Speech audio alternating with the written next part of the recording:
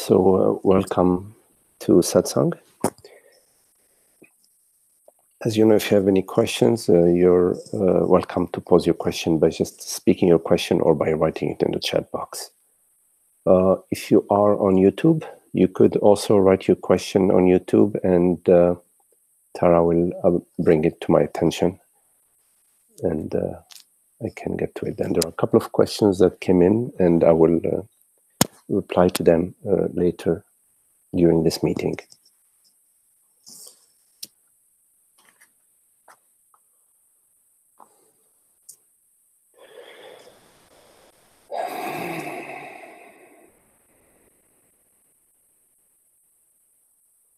Now, a few words about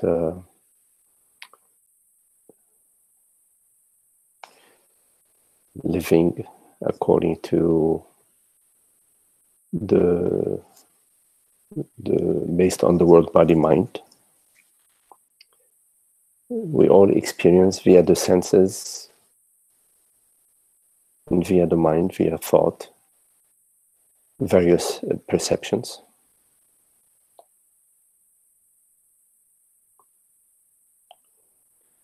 And these perceptions are images,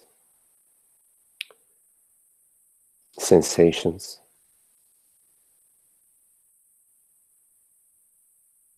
They arise, and as they arise, they dissolve in their arising. They arise in presence, in awareness. And it is you, I, that perceives the arising.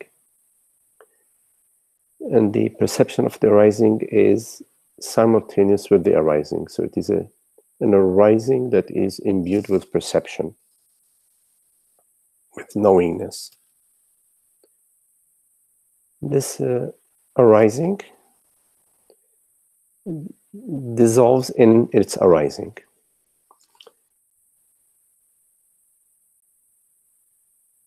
But our impression is that this arising is continuing. And the impression of continuity of the arising, meaning of thought, of perception, and of sensation, is connected to the belief that I am continuing. I, as a body-mind, as an object, is continuing. So the continuation of the person and the continuation of the world, body, mind are commingled. They co-arise.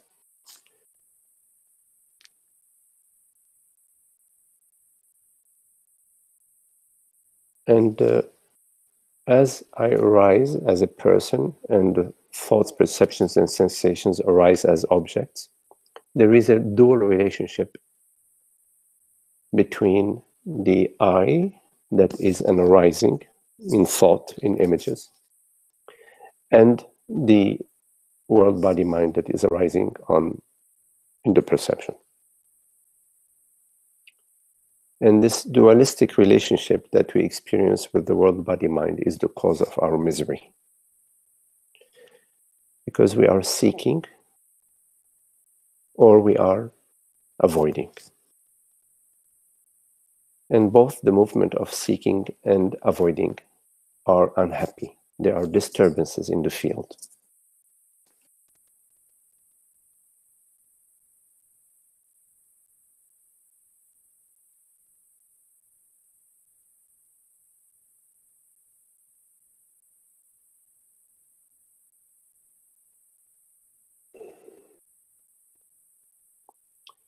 And the thoughts, the sensations, and the perceptions are constantly changing. And therefore, there is an unending process of arising, an unending arising.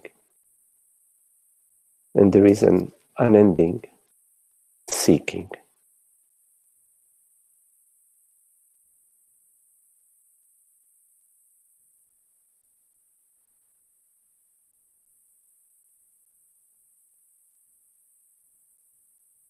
And it is exhausting. At some point in time, we become less and less interested in what arises.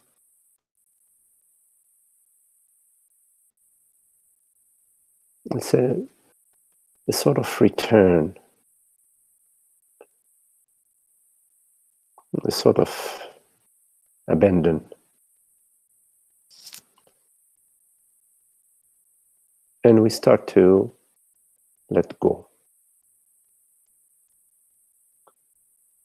Initially, the impression is that we're letting go of something really important. But in time, we realize that we're just letting go of imagined, of the unreal. And that what we are is untouched by that process of letting go. Instead, what we are is liberated, is freed from the impression that there is something lacking and something that we need to seek.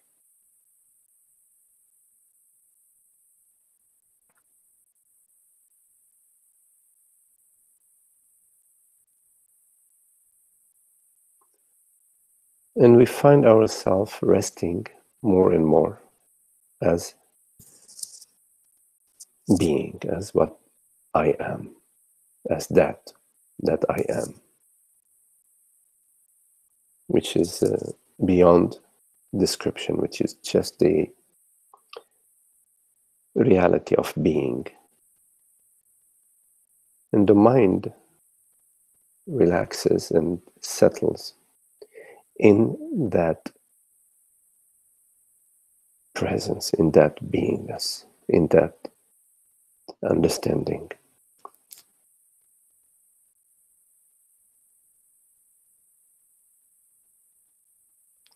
There is nothing that you need that is outside of you.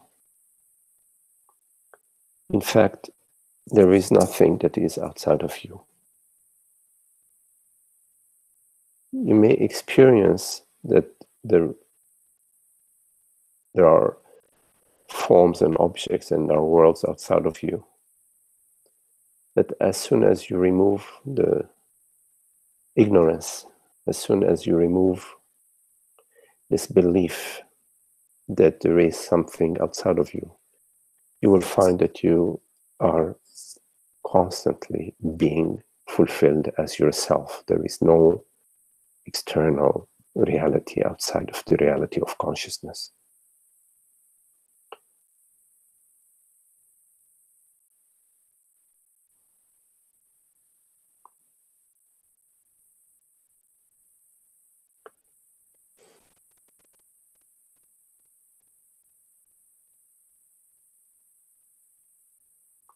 So there is a process of discrimination between what is it that you really, really want, what is it that you really love, and what is it that the mind wants.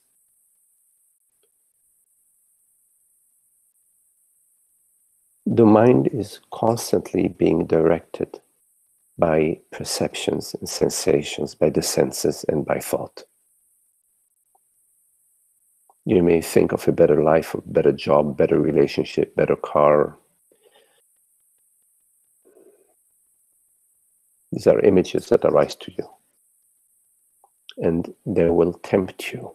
You will be tempted by these thoughts, by these images. And this temptation goes on via thought and via perceptions. As long as your contemplation is not deepening. And as your contemplation is deepening, you will find that the dreams, the images, and the perceptions and the sensations that arise to you don't really matter that much.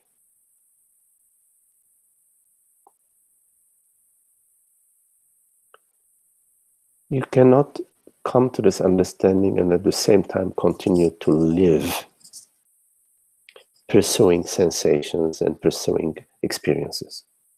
There's a contradiction in that. If your life is still pursuing and is not coming to the stillness of being, then your contemplation must remain fervent, must remain alive, so that you do not get drawn, you do not get led or misled by the thoughts and the sensations.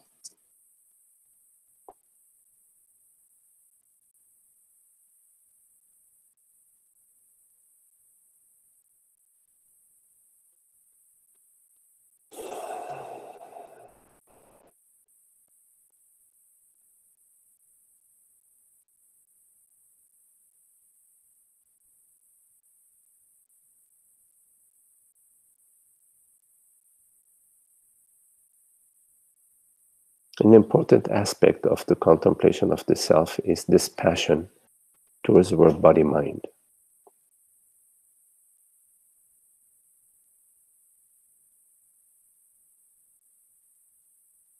And passion towards truth and towards a dharmic living.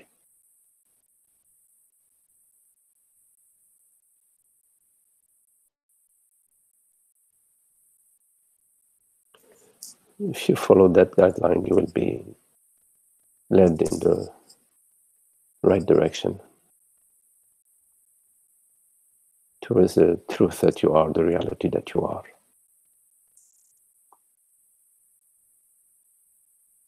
And you will cease mistaking yourself to be a person, to be a body-mind. As a body-mind, there is no salvation.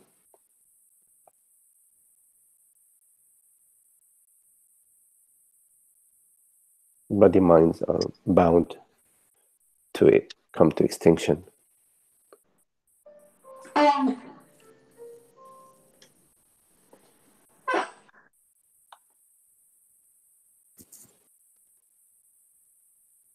Body-minds arise every moment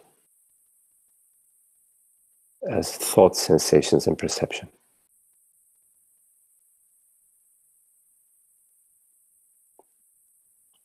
There is no continuity to the body-mind.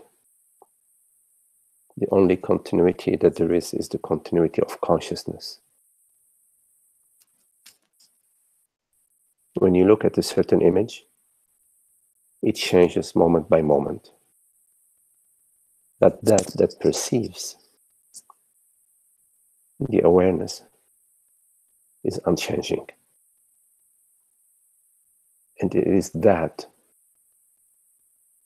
transparency, the formlessness of the self, that is the reality of your experience, the one reality. So when you're seeking salvation for a body-mind,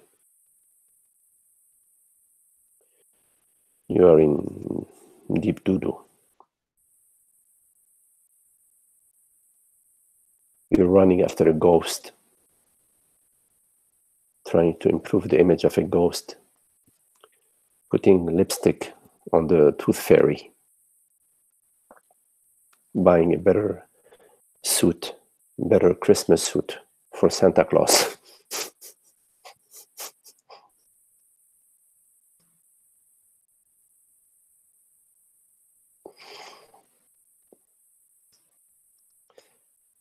Praying for salvation from your imaginary God. As what? As an image, as a bundle of images. There is no salvation for an image because the image has no reality, you see.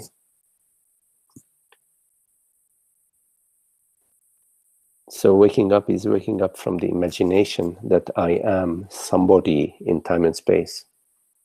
Waking up from the delusion of separation. Waking up from the belief that I am the feelings and the emotions, that I am defined by the thoughts that arise to me. If you are defined by the thoughts that are arising to you, ask yourself, how can a thought know me? I obviously know the thought, I obviously perceive the thought. There's no denying that. But How can a thought or a sensation know me?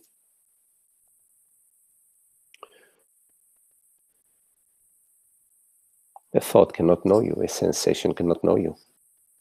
So a thought that says, oh, I am such and such a great person, I am such and such a stupid person, these thoughts, they don't know you. But you choose to say yes. You choose to say yes to the thought, to the image. You choose that. This is why it is said that ignorance is a choice. You choose ignorance. It's a good question. Why do we choose ignorance? What's in it? What's in an image? Why are we so concerned about those images? Images of ourselves, images of others, images of the world.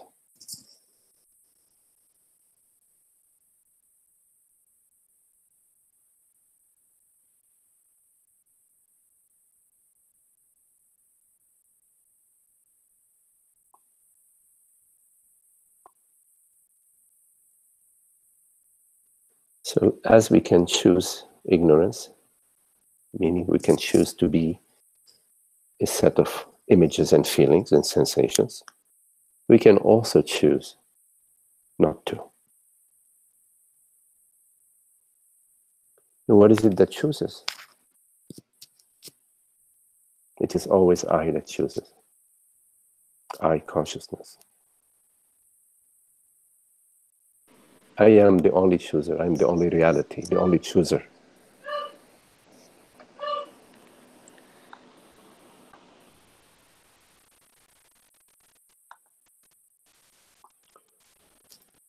But when I choose ignorance, that is my last choice.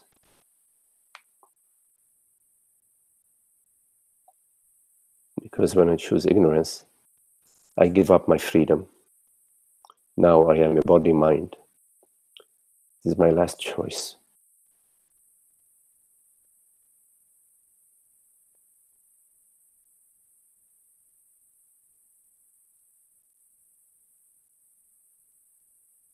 But no, not the absolute last, because in this very moment we can choose to contemplate, what am I truly? In this question, what am I truly? There is no answer out of the mind. The mind has no answer to this question.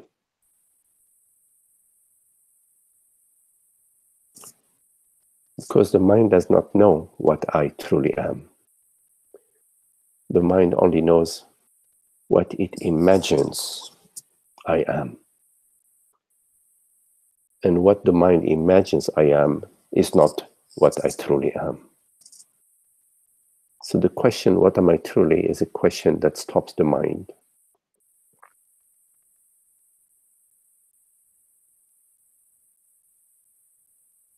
So it's a question that you suspend in the space. You remain, you open up this question and you keep that question open. You do not satisfy it with stories or with beliefs. You want to come to the complete certainty of what you are.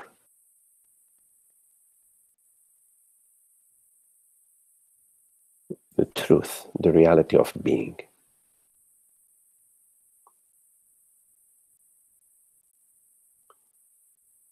The mind will give an answer after the other, after the other, after the other, after the other. Which answer is right?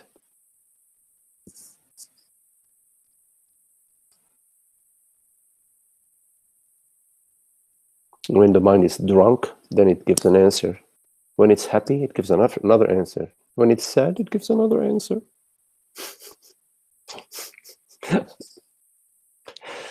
So we go through the emotions.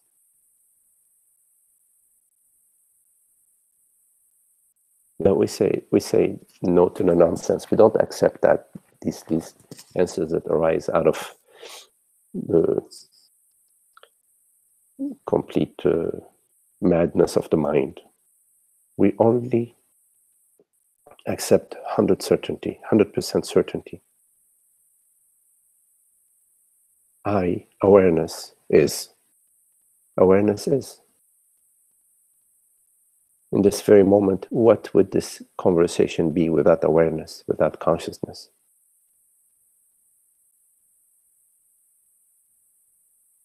Although I've said many different words over the last 5 minutes, many different sentences, many different things, many different sounds, awareness has remained the same.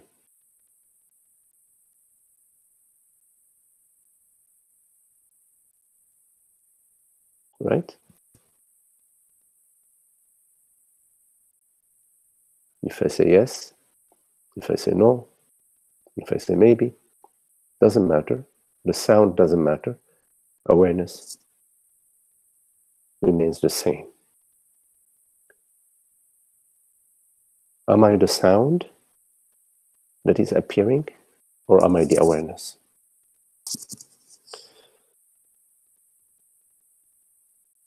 They are in fact one, but what I am is the awareness. Because the sound no is gone. Now it's the sound yes. Now the sound yes is gone, and the new sound is maybe. Although they're not two, meaning awareness and the sound are not two, what I am is the awareness.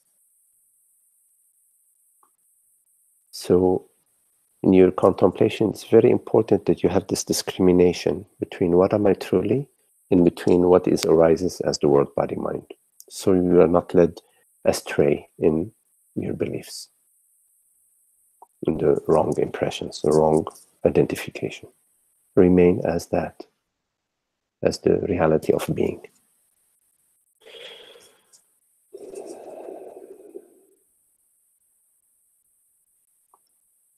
So if you have any questions, I welcome your questions right now.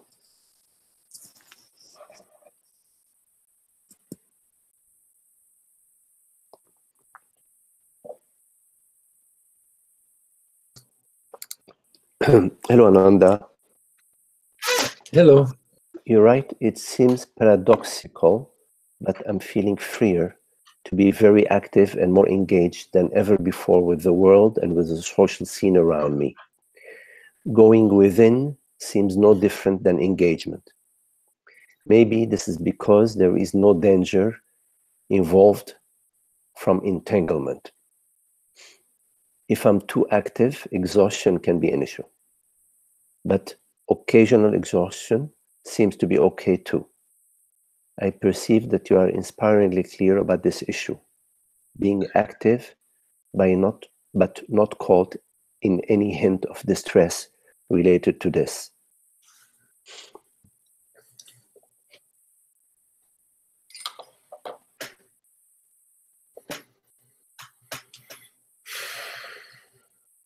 You know, there is an engagement in the world without a person. So like right now, for example, there is a conversation. You could say there is an engagement in this, what we call this world right now. This is the world. Mm-hmm. So there is an engagement, but it's an engagement without a person. Meaning there is no personal interest, there is no personal objective, there is nothing personally at stake. There is no emotional realm in this engagement. There isn't any psychology in this engagement. There is just the engagement, you could say the clarity of the engagement, or sometimes there is, confusion about what I'm trying to say, so I'm looking to get the clarity. But there is a freshness to the engagement that is not an engagement that has any image or any time dimension to it. And sometimes there is an engagement where there is time involved in it, such as scheduling a trip to Costa Rica or whatever. Mm-hmm. But that sort of engagement is not a psychological time. It's an engagement with a practical time that makes perfect sense in the world. Mm-hmm. An engagement that is coming from this spontaneity, and that is expressing this spontaneity, this freshness, and that is not.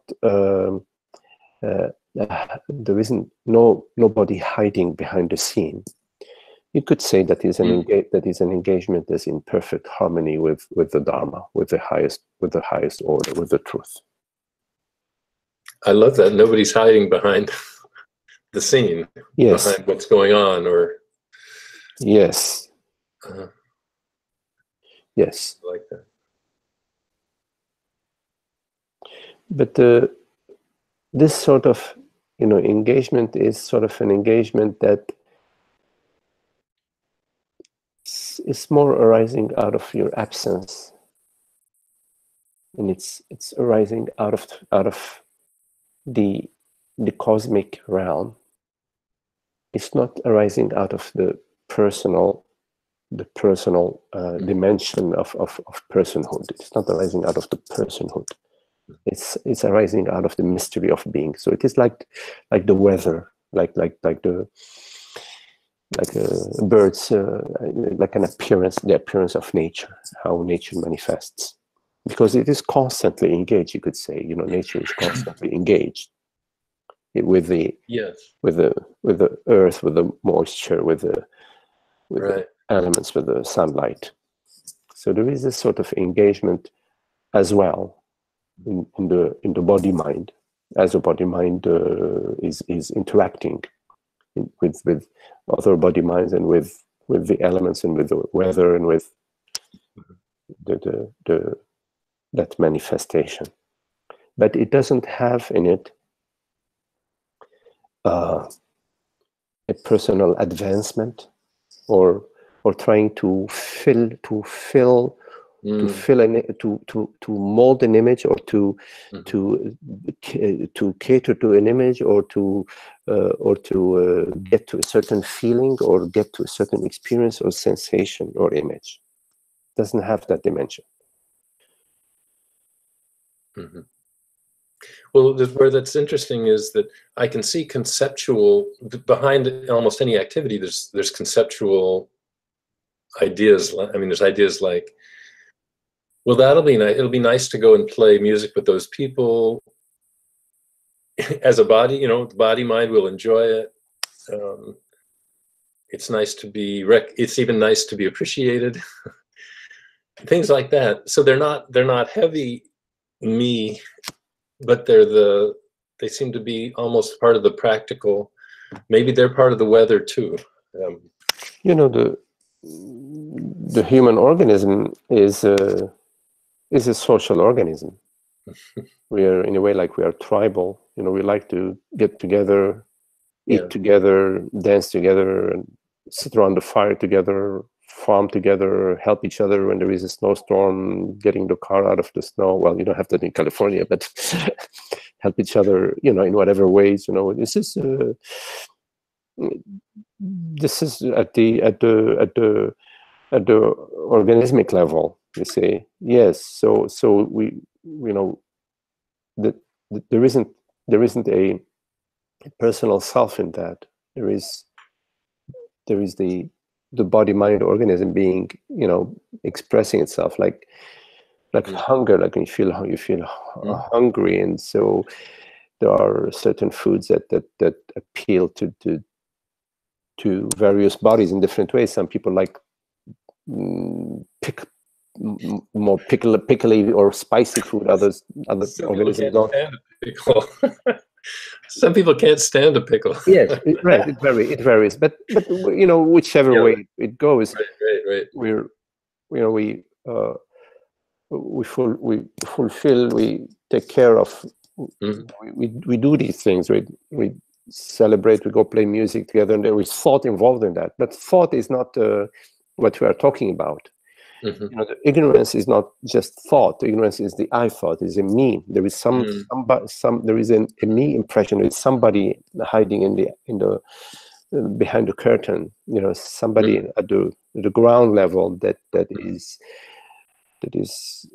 sort of sourcing these thoughts and sort of infecting these thoughts. thoughts arising out of that, which is quite different from thoughts arising out of this waking dream. The thought of we need to go to buy some tomatoes, and the thought that it's probably healthier to buy some organic tomatoes, and where do we go? Oh, well, that store has it. That as opposed to this other store. So all of that involves thought. Right. Right. And so thought is meaning the mind is part of the senses. The mind is one of the dimensions of perception, and but ignorance is different from thought. Ignorance is referred to, like Ramana Maharshi referred to it as the I thought, the thought that arises as I am this person, I am this or that, and the world is out there. That I thought, and then the me feeling is the bubble in which we sort of. It becomes like a thicker walls to that bubble, and we're living inside that bubble as a person. And now we're trying to, move forward, trying to impress. We try to portray this image. We try to appear like this and like that. We try to seek back this experience, but all along we are still in the bubble. Right. It's a great analogy too, because when you're in the bubble, you're actually separated from the people and the things that you want to. Yes. But so you have mental. You have the mental within the bubble. You have a mental relationship with people, but in fact you do not. The true relationship has no bubble in it. The true relationship is the relationship of consciousness, being awareness. Being awareness, there isn't another. The other is just that same consciousness, and so we are like celebrating our wholeness, our oneness, and the various worldly. Thank you, Harith. Mike, I got your question. I'll come to it in just a minute. Yeah, Tara just gave it to me. So, when we are kids, we go play together in the sandbox, or we go to the beach and we splash the water, on each other and so on. There isn't an image of another. It's more like a celebration of our wholeness, of our joy, of our love, of our sense of play, of our freedom. You see, so it's manifesting or expressing itself in the world, body, mind. Oh, that's beautiful. It's just great. I could go a little further with questions, but well, maybe yes. One thing.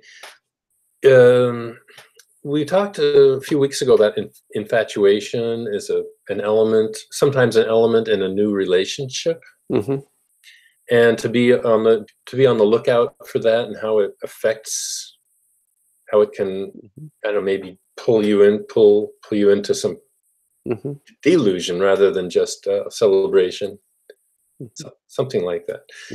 And so I'm just thinking, even the element of infatuation or the excitement of a relationship, of a new relationship, is part of that weather, I guess, without, because I'm thinking, oh my gosh, these are some strong feelings. Does that mean that there's a self here, at the effect of it? And maybe not. Well, you have to find out for yourself. But it's good to be looking at all of that.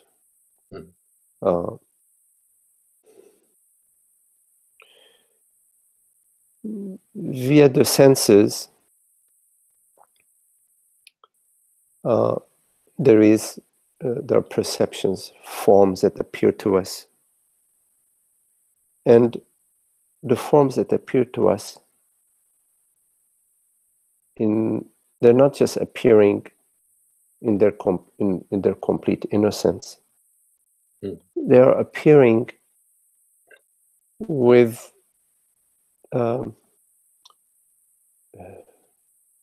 with in our infection. There is an infection in the field of perception at the source. The infection is that I am. There is this me sense, and there is a certain sense of lack within at the base, at the field of perception that we're not aware of. Right. And given that situation, there is attraction and repulsion that is part of the me that is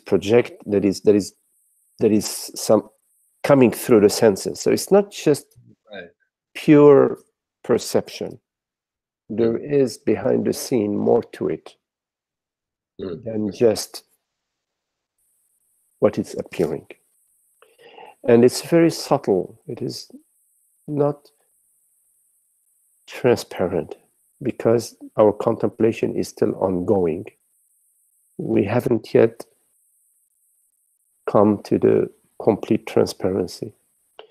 So there is a me dimension that is hunting, seeking, looking, avoiding, watching, and discriminating, but discriminating on behalf of the personal self. Yes, a discrimination, a different use of discrimination. Yes. Like what's in it for me, or yes. So there is a pursuit of a certain sensation, of a certain experience, and of a certain excitement, which is quite different from the love, from the absence, from that absence, that wholeness, that sense of connection that we experience sometimes with each other in a. So yes, you explore all of that, but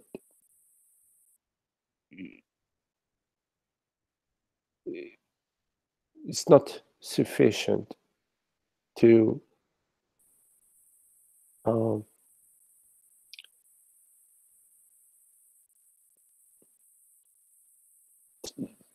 understand something about the process and go against it.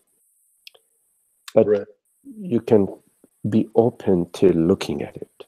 You be open to looking at it and living whatever you are living with that looking. Not just to come to, oh, well, that's also part of it, or not, should not be part of it. You follow?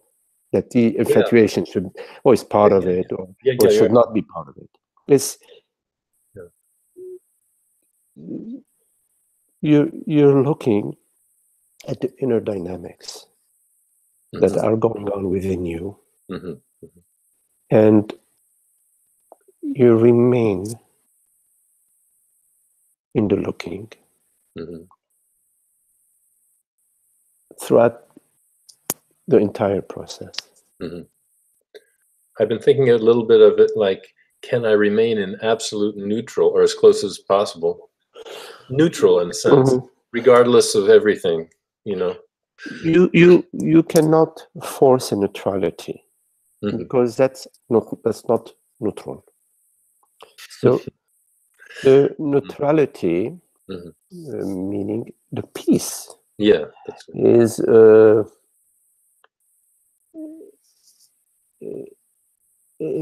more available as there is a dropping. There is a more and more of a dissolution of the beliefs and the feelings and the various manipulations that we do and the habits that we do of judging, comparing, it's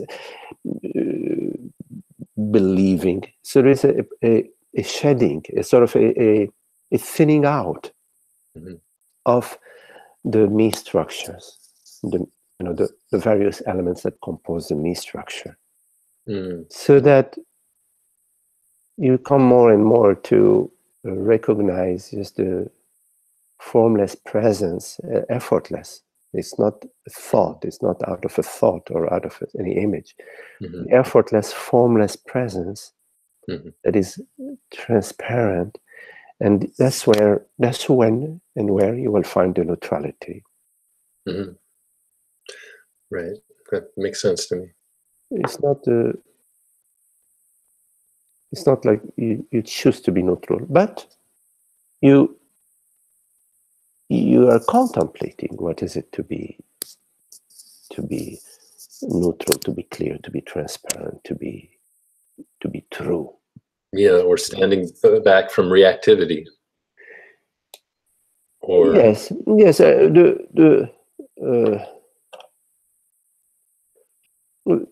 We react to a certain thought or to certain perceptions or sensation, and out of the belief that some sort of belief, which is the me structure.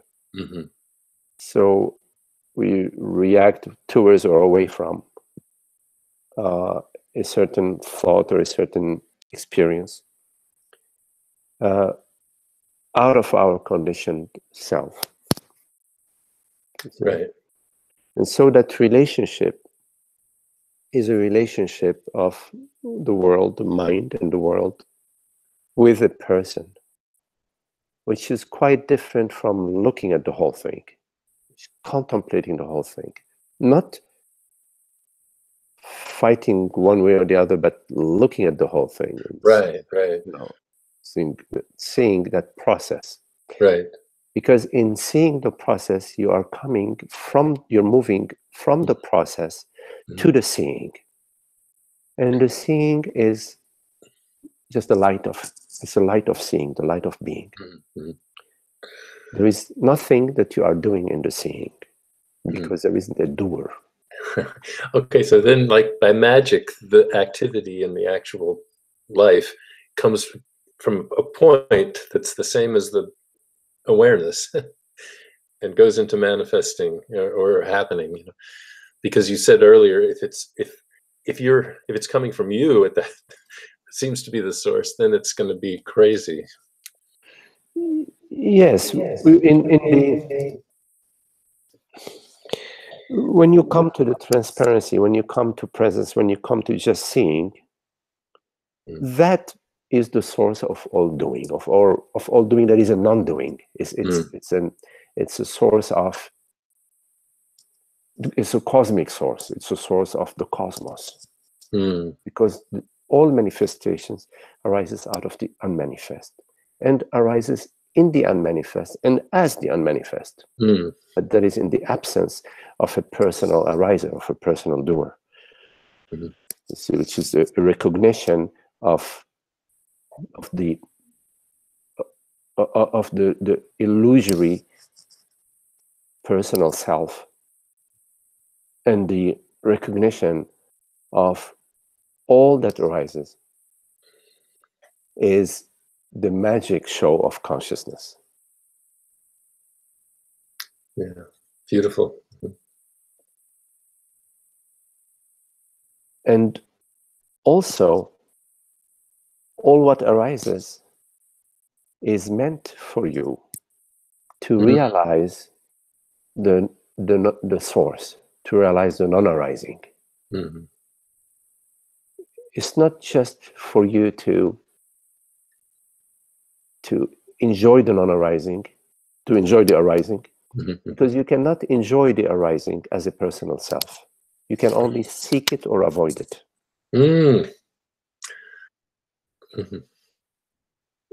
But if the arising can inspire you to contemplate the non-arising, the source, then you can come to realize the source, which is I am. And in this realization, then is the celebration.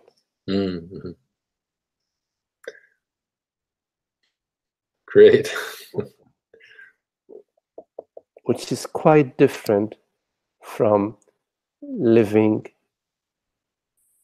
as a person via the senses and the mind. And the mind is very tricky. It can seduce you in its own hypnotic conversations and beliefs. So it's really important that you remain in the contemplation of the absolute truth and not just of your personal experiences. To benefit as much as you can from the teaching, from the Dharma and the contemplation of truth, to go to use the Dharma and all what is being available to you, to come to the source, and not just to come to any experience. Or not to be satisfied with the virus in somewhat remission. You know, yeah, whatever. Absolutely. I got you. Yes. Oh, thank you. Okay, Ananda. Thank you for your question.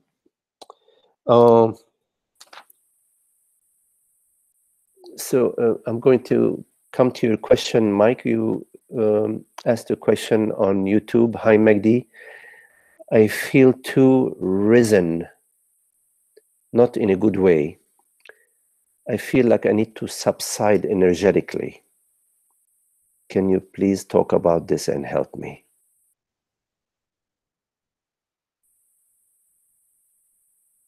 I feel too risen, not in a good way. I feel like I need to subside energetically.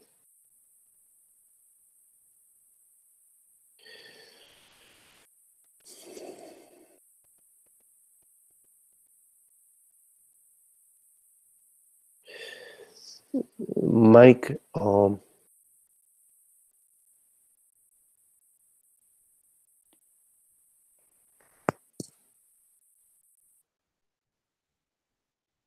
whatever is arising for you that you feel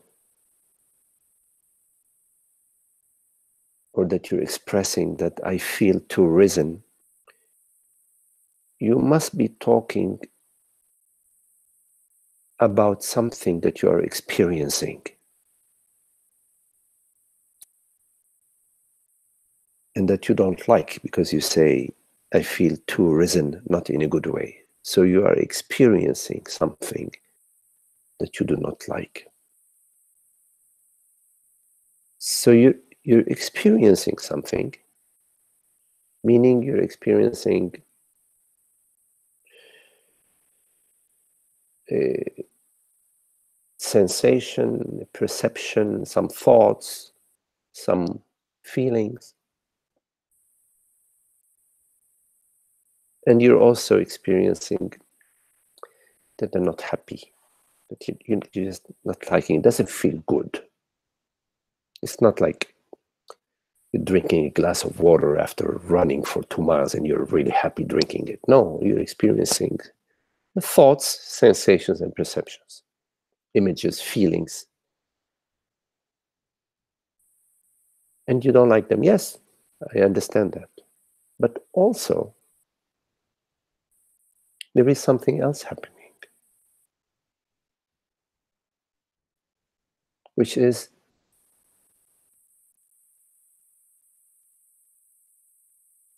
whatever it is that is experiencing that, whatever it is that is perceiving that, the you that is perceiving that, there is a certain aspect of you that is perceiving that unhappy thing. And that aspect of you that is perceiving that unhappy thing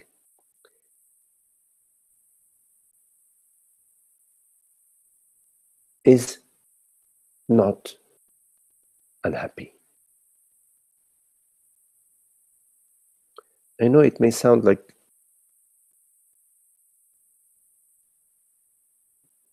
it's not possible. So I invite you to look at that is perceiving, not at just what is being perceived, but turn your attention to that quality of awareness, quality of presence, quality of beingness that right now is hearing these words, that right now is perceiving this perception, but that is completely transparent.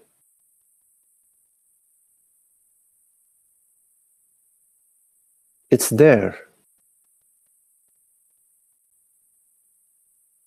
Absolutely, it's absolutely there. But somehow we overlook it because we are too interested in having pretty, beautiful, lovely experiences, which is understandable. The problem is, it is not possible to have sweet, happy, lovely experiences until you come to be more in touch, let's say, with that awareness, that quality of being that is completely free of whatever images or experiences are appearing, that is completely free of the weather, that is completely free of the world situation, that is completely free of the health of the body.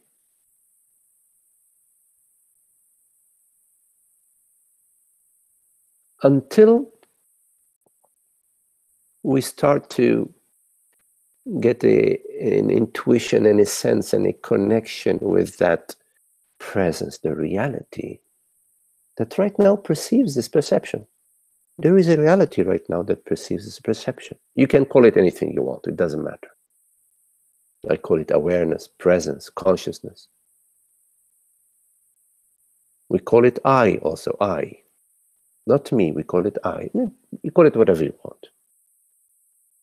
But until you come to get a sense of that presence, of that awareness, and you start to recognize that what you are is not the feelings that are appearing, you are not the emotions that are appearing. That what you are is this awareness that does not appear, but that is. Until then, it is unavoidable to experience the roller coaster ride of feeling unhappy, feeling energetically up and down.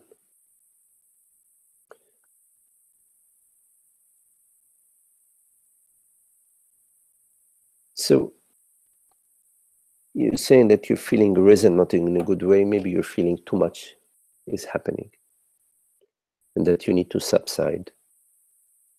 It could also be that there may be other circumstances, I don't know them, that are maybe too much excitement, too much happening in your life, whether it's internally or externally. And maybe you also want to take a little break. Maybe you want to, you know, when you're cooking something and the water is starting to boil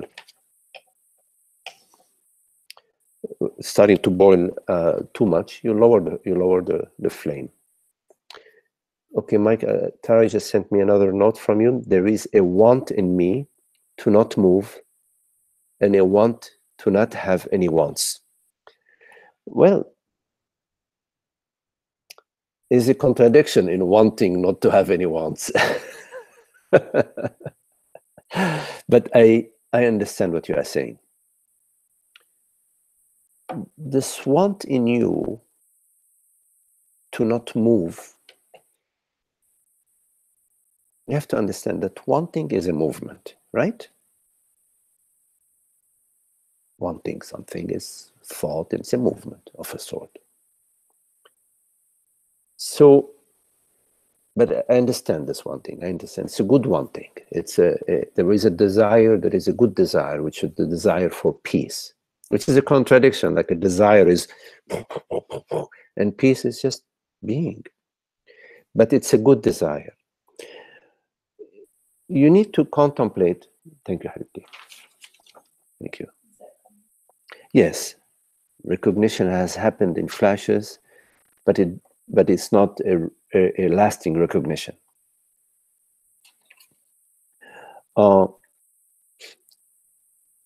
Just staying with your note about there is a want in me to not move and a want to not have any wants.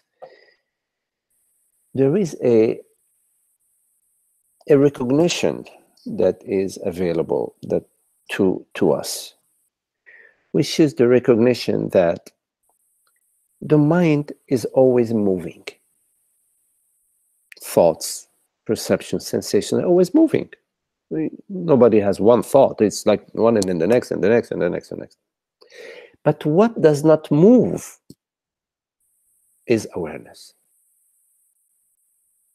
So it's a recognition of that is beyond movement and beyond want. So the recognition that you're looking for cannot be available to you via the mind, but it is available to you via the direct recognition that right now, what hears these words is at peace. What hears these words is not Mike, is not a man, is not a person. It is consciousness that perceives. And that consciousness, that awareness is peace itself, is stillness itself, is not wanting. The body-mind via thoughts and sensations wants this, I want more of that. You see something beautiful, oh, I want it. You see a nice house, oh, I want that. You see a nice car, I want this car. But consciousness, awareness, the reality that perceives right now is beyond wants, beyond desire. So your interest is in awareness, which is more than wanting to not want. It is coming directly to the peace and the freedom that you are. What you truly are is not the body-mind. As long as you believe that you are a person, you will continue to perceive yourself as an object, and you will continue to perceive some activity that you must do as a person.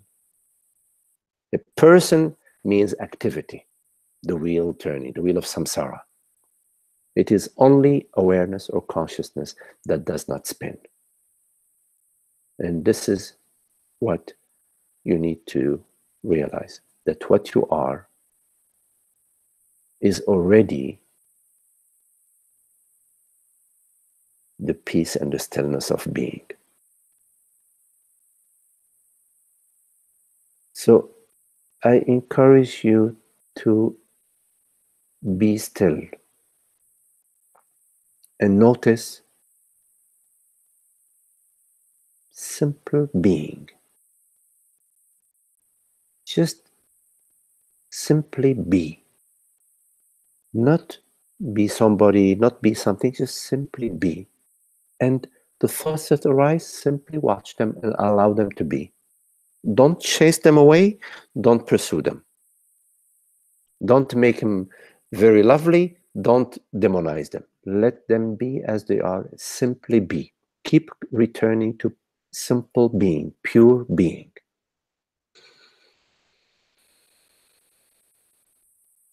You will find a tremendous field of being that is available to you, and in time you will realize that that is actually what you are. And this recognition that has happened to you in flashes and is not lasting will become more and more stable, because this recognition is not via the mind. The mind will make an image out of this recognition, will make a goal out of it, will make an object out of it. It says, oh, let me get it. Where is it? Where is it? Let me get it. And so it's constantly chasing. The recognition, the flashes that you had were beyond the mind. They're flashes of the reality that right now perceives this perception, that right now hears these words. Let go of those flashes, let them be.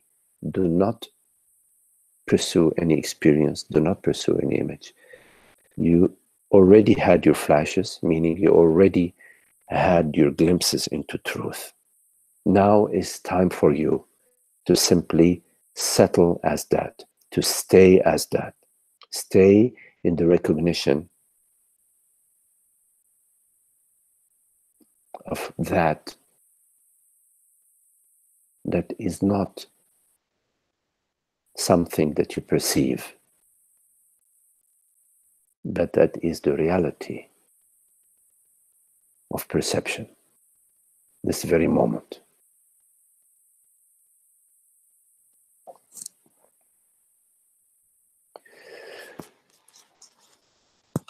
Okay, Mike, thank you for your question. I'm going to turn my attention to two more questions. Anne, hello, Anne, you had asked a question via email. So, hi, Magdi, I'm seeing more and more that the world and the true self are two totally different realities. And although the self is the true reality, it seems to take strong intention and focus to rest in being and to unglue myself from the habit of the mind.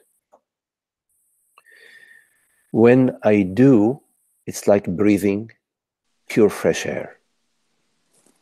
I can do the contemplation when I'm alone, but I find it difficult to maintain this in other situations and with people. Although I'm becoming much more happy and this seems to be growing, I am concerned I'm still distracted by the events of life. How can I ever totally lose interest and drop the mind and its stories? They seem so insidious. And I've also heard teachers say we are not the doer. Many thanks, Anne. Thank you.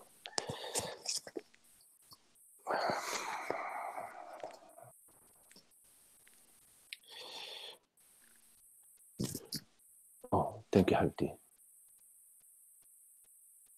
Mike, I just got your last note. I will come to it in just a minute.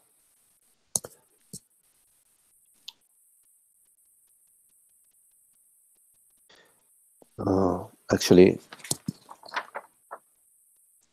oh yeah, I'll come to it in a minute. So, you can read that first if you want, Magdi. Okay, well, Mike, you just sent me another note saying you said recognition will not happen through the mind. Yes, I needed to hear that. Mind's habit to catch up and label is strong in me. I'll just let it be. Thank you so much. Yes. Okay, that's good, Mike. Yes, the mind is constantly moving. The mind is a movement, and the piece of being is awareness, presence, beingness. It's a non-movement. Yes, Anne. So, in terms of, you say it seems to take a stronger intention and focus to rest in being and unglue myself from the habit of mind. Good. There is a good, strong intention, and that is a good, strong intention, and I am happy to hear that you recognize the strong intention. It's not a problem. It is a gift. Use it. This is a very good, strong intention, and to stay focused on presence, on being. Meaning, when the mind is arising and the feelings and the emotions in the body are arising, our intention is not to fix them, to pursue them, to try to understand them, but above all, to return to being or recognize being, recognize those tendencies of the mind, want to criticize myself, want to criticize others, want to seek something, want to think about yesterday, about tomorrow. How was I doing yesterday? How will I do tomorrow? Will I fail? Will I succeed? Am I doing good? Am I doing bad? What is she doing? What is she not doing? All of that is movement, and it happens. It's not a problem. It occurs. But there is also presence. Our interest is in presence. Why? Because presence, awareness, is reality. It's what is real. It is always there.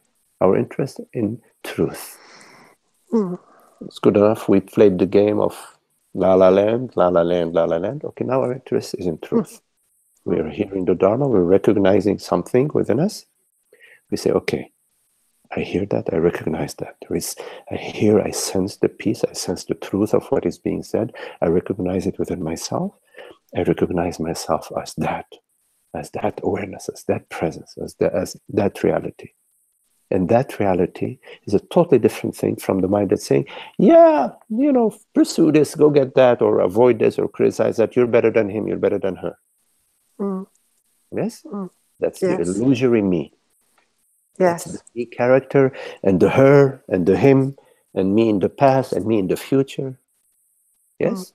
These are dreams. Yes? Images, sensations, perceptions. Yes. So the intention that you're expressing here, and the focus to rest in being, and unglue yourself from the habit of the mind is an intention to respect, honor, and value.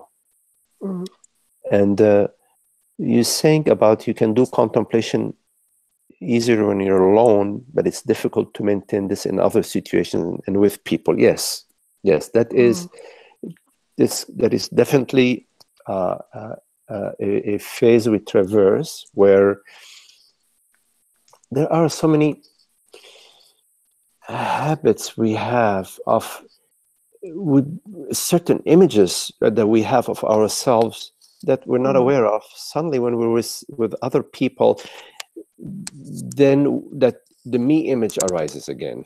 We could be okay with as an image on our own, but in a relationship, the me image arises again, and the image of them. This tendency of relating, in protecting an image and in trying to portray ourselves in a certain way is core part of ignorance, and it arises more likely in interactions. This is why they say a relationship is a very good place for you to really see some aspects of yourself that you do not see, meaning some of the images that you have of yourself, some of the beliefs that you have about yourselves and others in the world that you do not see. So the fact that a certain grit arises in certain situations, worldly situations, and with people, should not be looked at as a sign of a failure. It should be perceived as an opportunity. It's an opportunity for you to first see those aspects of yourself, and to also experiment with maybe you can drop it in the midst of the relationship. Maybe you can drop at that image that you have of the other or of yourself. You experiment with it. Why? Because something is arising that you could see.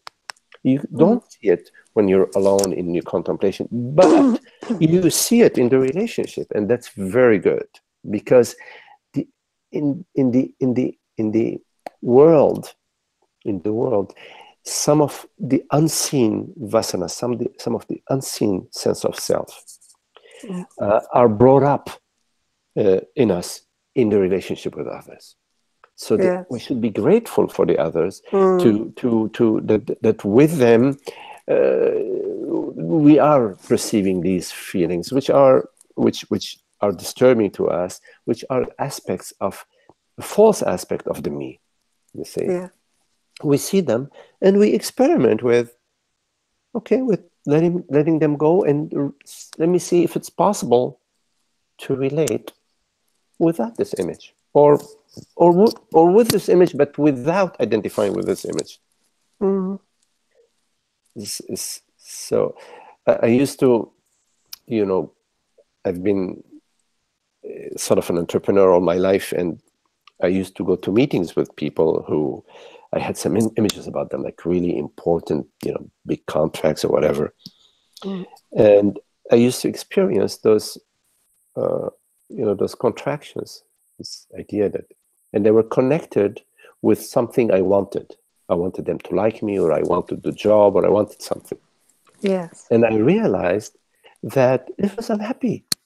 Unhappy. It was creating some sort of dynamics that were not needed. And that if it was meant for me to be loved, I would be loved. If it's meant for me not to be loved, I will not be loved. If it's meant for me to get the job, I get the job. If it's meant for me not to get the job, I don't get the job. Sometimes it's even, I would be sorry, you'd be sorry to get the job that you wanted to get, because then you will live to regret it.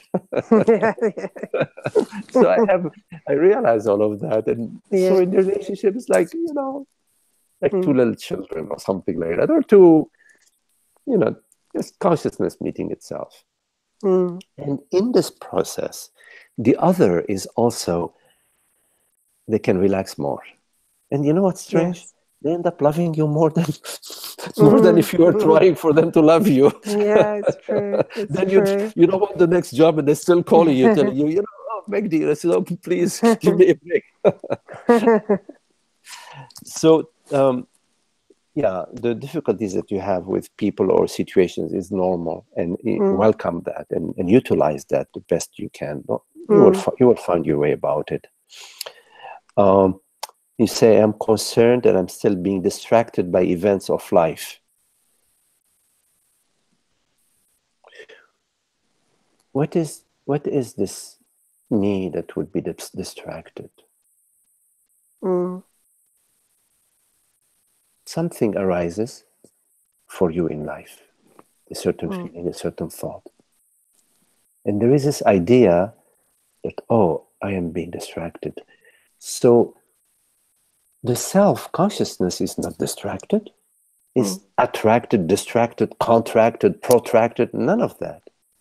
All of that is mind stuff. What are you trying to protect? What are you trying to become? What are you trying to be? All of that is false. Well, I think what it is because when I'm on my own and in contemplation and being, and the more I sort of dive into that with the question of what's the reality of my experience, there's such an opening that seems to come, and I don't know if it's a state or whether it's No, it's an opening. Now, Yeah. you don't, you, hold on. When you go to the classroom and you learn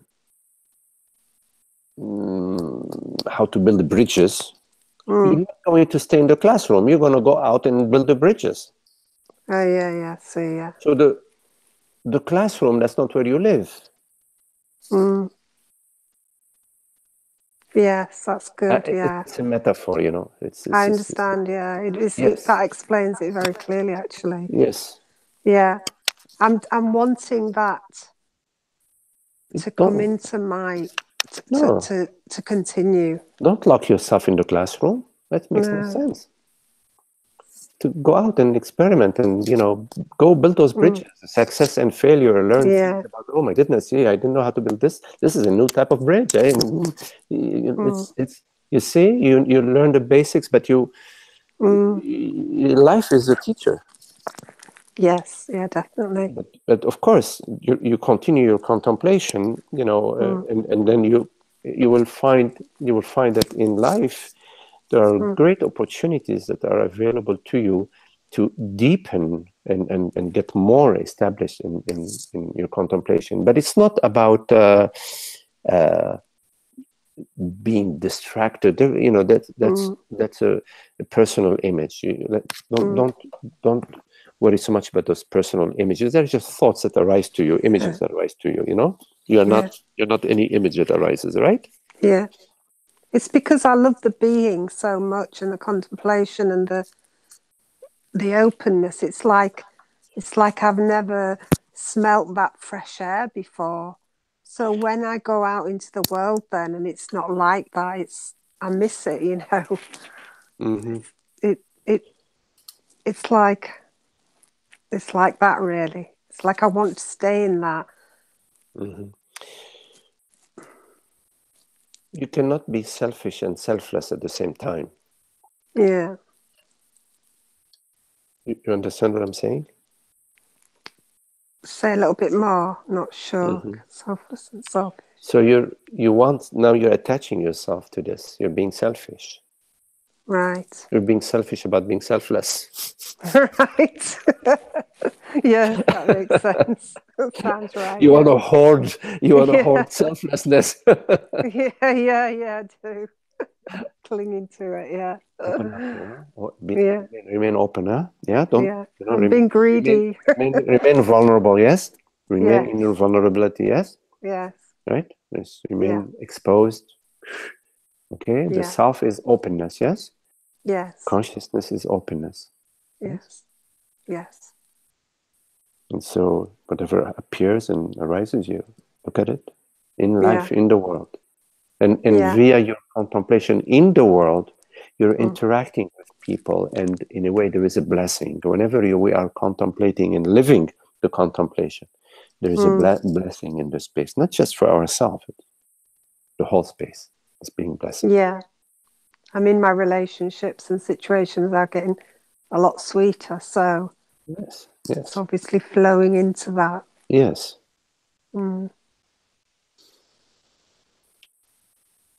I find I just don't have any problems with people anymore, or yes, less and less judgment or criticism. Everybody is yourself journeying at a different point and space in their journey. So we acknowledge that, and if they're going through the emotions and acting out the emotions, we recognize that's a phase that they're going through, and we send them the love. If it's possible, you know, we share with them. If there is an openness, we share with them maybe a different way of looking, relaxing, letting go, being still. But we recognize the other as ourself. Yes. And you're right also, the last thing you say here, Anne, is I've heard teachers say we are not the doer.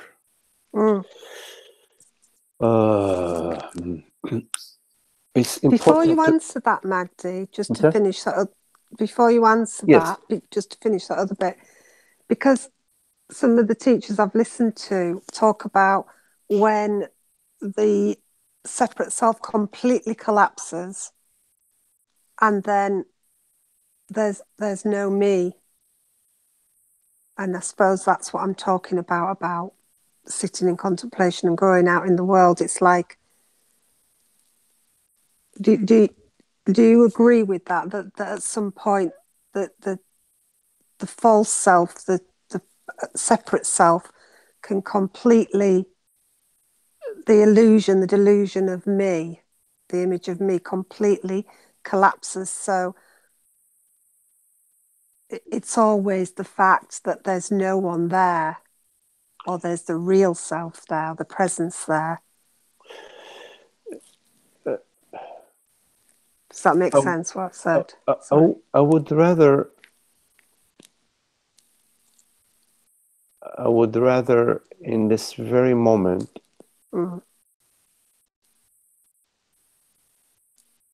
just notice the presence, a fresh noticing that in fact my experience is the experience of consciousness, and that the reality of my experience is consciousness, and there is no separation within consciousness. And noticing, a fresh noticing in this moment, as opposed to at some point in time this and that and that and that.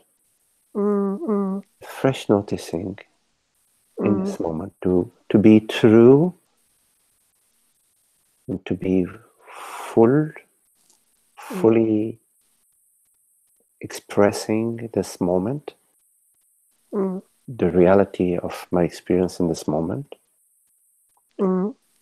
rather than having an image about some point in time the personal self completely collapsing, blah blah.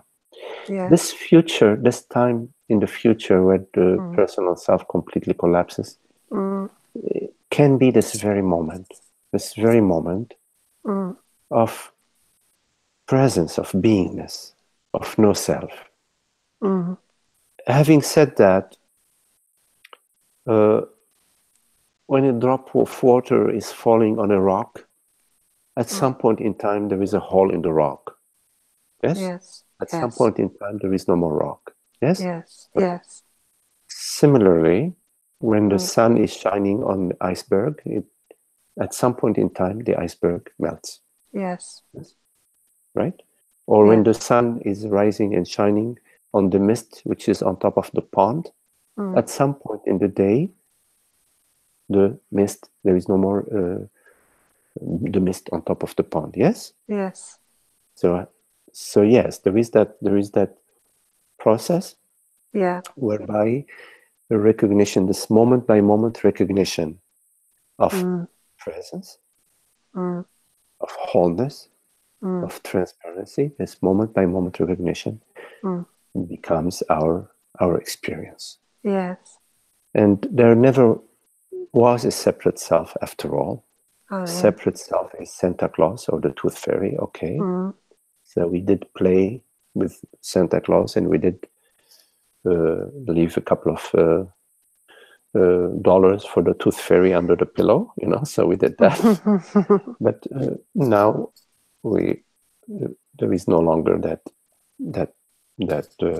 separate self thing, idea, beliefs, and feelings. So, but we have to live that in the world, so that the hidden sense of me in the body can also free itself, in relationship, in the world, in the market, noticing the contraction and releasing it, and noticing the thought, the identity, the image, and saying, well, is it possible to be without this image?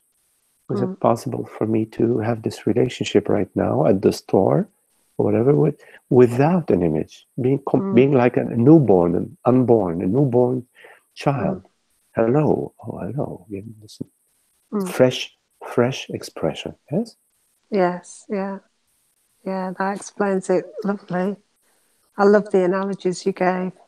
I really get that. Okay. So ideas and images about no self and no doer and all of that, you can let them go for now. Now, in terms of the doer, you know, one could say that given that there is no separate self, because separate self arises as an image, yes? As a thought, as an image, and me as an image. Yes, yeah. I'm born as a thought. Born in 19 or so. The image of me, Yeah. 2-year-old, 5-year-old. Image is not a doer, right? No. An image is an appearance, is an energetic field. Yes? Yeah. So in terms of doer, there is no separate doer. But you could say, well, there is the cosmic realm. And what does the cosmic realm arise from? This conversation right now. Where does that arise from? What is doing it? What is doing it? So if it's a real doing, it has to arise out of what is real. Because if it's an imaginary doing, for example, Santa Claus is building new toys. That's an imaginary doing, right? We don't care so much about the imaginary doing. But a doing must refer to the real doer. Yes? For the doing to be real, for the activity to be real, the doer must also be real. Yes. Yes? Yes. So the activity that is real must refer to a real doer. Yes. And the real doer must refer to reality. Yes. The real doer must be some real, it has to be a reality that is doing. There's only one reality, which is consciousness, awareness. So you could say that, okay, there's only one reality, there's only one doer, and it's consciousness. Consciousness is the doer. In fact, so consciousness is the conceiver, the creator, the perceiver, and the destroyer. It conceives, creates, perceives, and destroys. Right. Wow. Okay, Anne. Okay. That's Thank lovely. you. Yes, Thank you so much again. Okay. Thank Amazing. you for your question. Hello, Esther. You are here. Okay, good. So, Esther, you say, dear Magdi, please speak more about the constant, deliberate turning inward journey while living the experience of thinking, feeling, perceiving, and sensing. Thanks.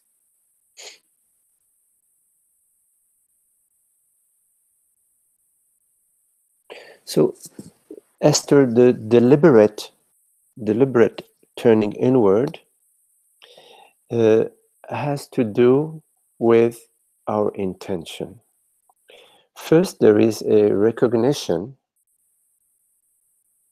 that there is a reality, and that is not what is perceived. In other words, there is something that is unchanging, that is eternal, that is absolute, that is non-phenomenal, but yet it is completely real. There is this recognition and this intention to deepen this recognition. Of course, there is also the recognition that what is real is awareness. What is constant in our experience, whether the body was 2-year-old, 10-year-old, 12-year-old, 20-year-old, 40-year-old, whether we're having breakfast this morning or whether we're having lunch at noontime, awareness was the same. Unchanging reality. One reality. We have an intuitive sense that there is one reality. That is all-knowing. So there's a recognition that I am this consciousness. Because what is it that knows? What is it that is conscious? Is it not I?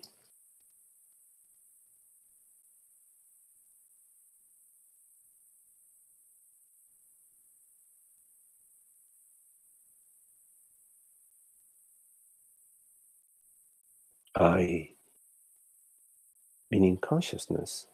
I is consciousness. Speaks through a body-mind, perceives perceptions through body-mind, but it is consciousness that is the perceiver, the knower, the reality.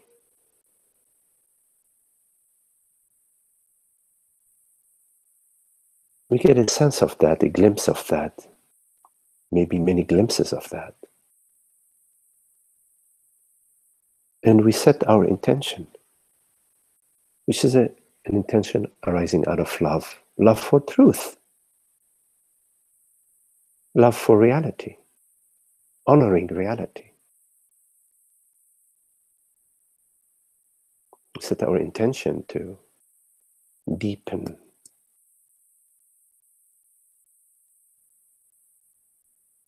our self-knowingness, deepen our realization of the truth, which comes hand in hand with discriminating between what is fleeting, the experiences, the feelings, the emotions, the thoughts. Discriminating meaning recognizing the fleeting, recognizing what is impermanent. And discriminating that from consciousness that does not come and go, that is eternal.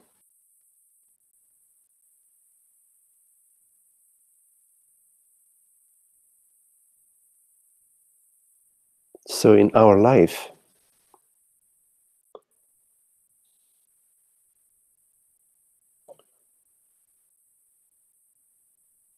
when thought arises, when a feeling arises, we contemplate what perceives that, what is the reality of that thought.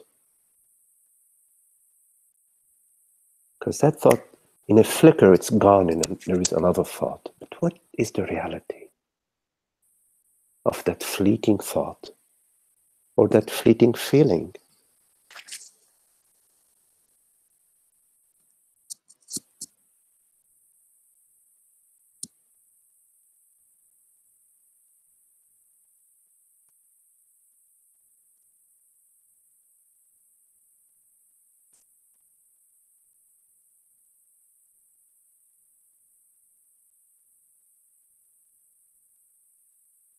So we come to the stillness, we come to the I, the non-movement, the transparency of being, the reality of the self.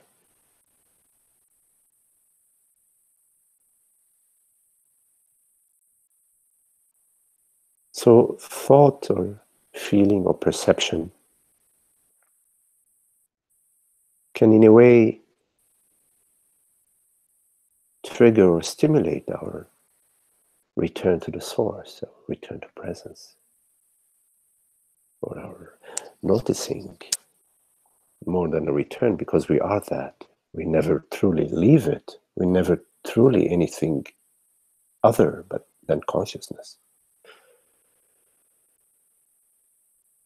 So thoughts and perceptions, sensations can remind us or trigger our recognition of the peace that is, of the freedom of the self, the glory of the self, the borderless quality of presence, of consciousness, aware presence.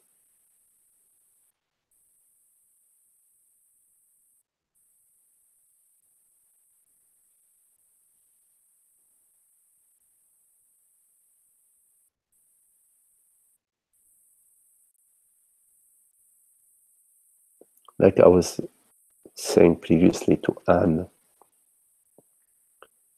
in the world, in interacting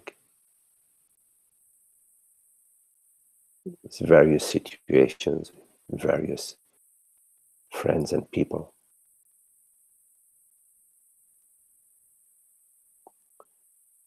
thoughts, feelings, emotions, perceptions arise. Is it possible, as in the midst of all this arising, to recognize the stillness, the peace?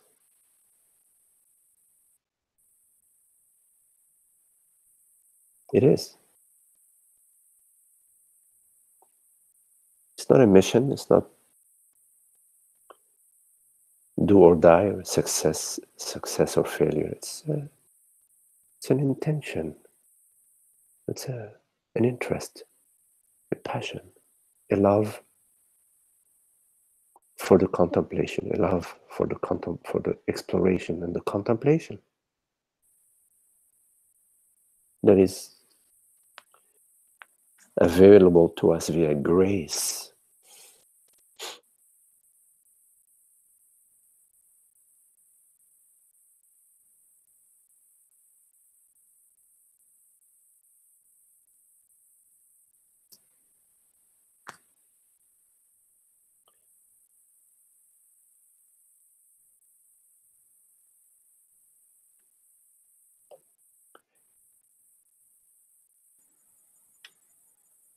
Thanks, Magdi.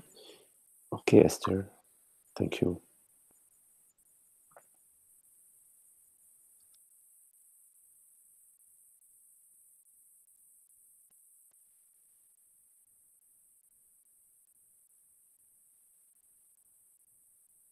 There's an inward looking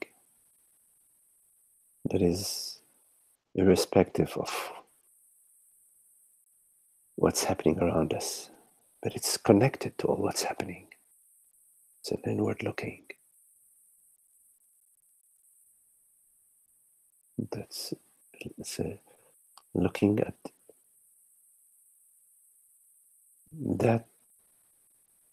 that truly looks. It's looking at the formless being, the formless reality. It's right there, right there. Never a millimeter apart from what I am. I am that.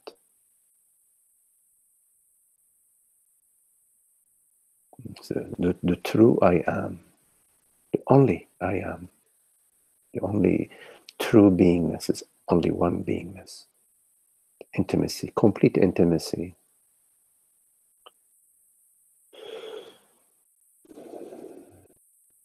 It's love.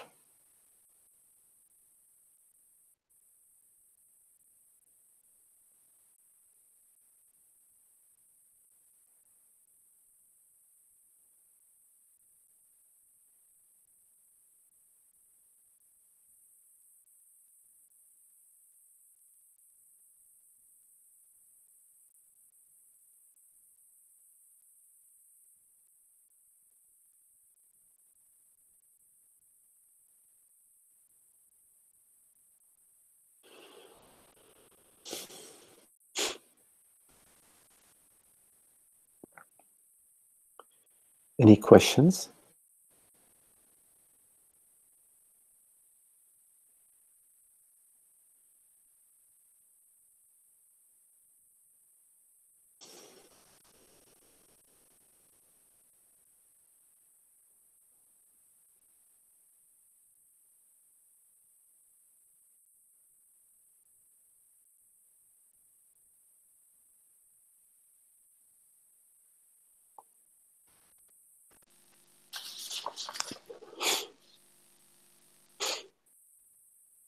So I'll remind you of the retreat in Costa Rica for your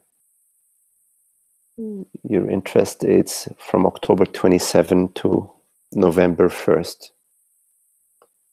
If you are available to attend, let us know. Okay. Thank you all for your love and for your lovely presence and friendship, and very beautiful. Thank you all. Very nice. Yes. Thank you, Maggie. See you, Alvaro. Hello, Alvaro. Thank you, Thank you very Maggie. much. Alvaro. Very nice. Thank Okay. you. Ciao, namaste. Yeah, namaste, Alvaro. Todo tranquilo? Sí? Todo tranquilo. Okay. Gracias, Okay. Maggie. Very good. Beautiful. Zoe. Love you all.